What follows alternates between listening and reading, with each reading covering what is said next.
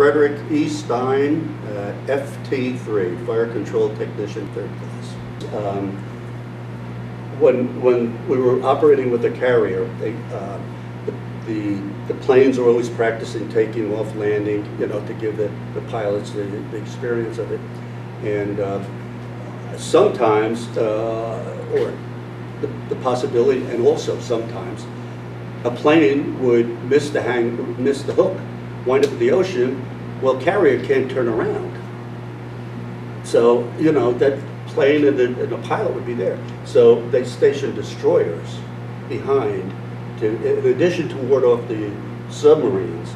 Our function was, if a pilot has a ditch, we're right there. We're fast maneuver. We're low to the water. We could scoop the guy up and save his life. So it's, you know, that was another function of our ship.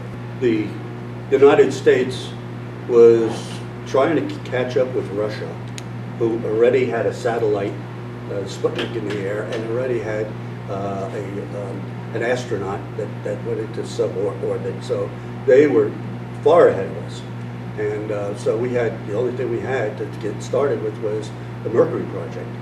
And there were 7 astronauts that picked for that. Alan Shepard was picked as the first one to ride this Atlas rocket, I think it was called, in this small capsule. I don't know if you've ever been in a space museum. This thing, you know, is tiny, absolutely tiny. It's got all these switches on it.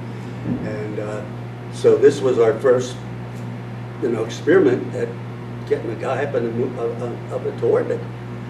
Well, they figured where it was going to land. They calculated where this thing was going to come back out of space, downrange, and land.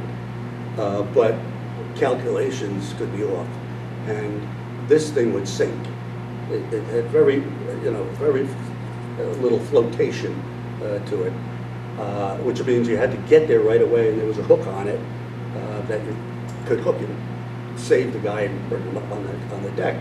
And that's why the carrier was there with the helicopters to go and fetch these guys out of the water before the capsule sank. And we did lose a couple of capsules. Fortunately, the guys got out, but we did lose, you know, the capsule.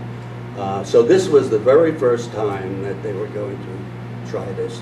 And because they were not sure exactly where it was going to land, they stationed several destroyers along the path where this could possibly come down.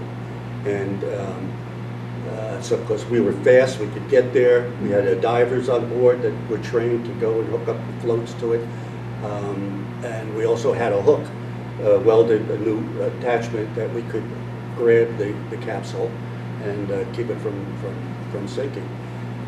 So we were stationed along this line, and it was very exciting because you're listening to what's going on. Well, the chatter between Cape Canaveral was at that time, not Cape Kennedy, Cape Canaveral, and the astronaut and the other ships that were tracking it, and the radars, and the, you know, all the excitement of, you know, and fortunately it came down very close to the carrier, so that we didn't have to go pick it up. I think it might have been the Randolph. The only reason I'm saying is there's an anchor in Toms River that from the Randolph, the carrier Randolph, and it says participated in Project Mercury. So whether they were the carrier or what,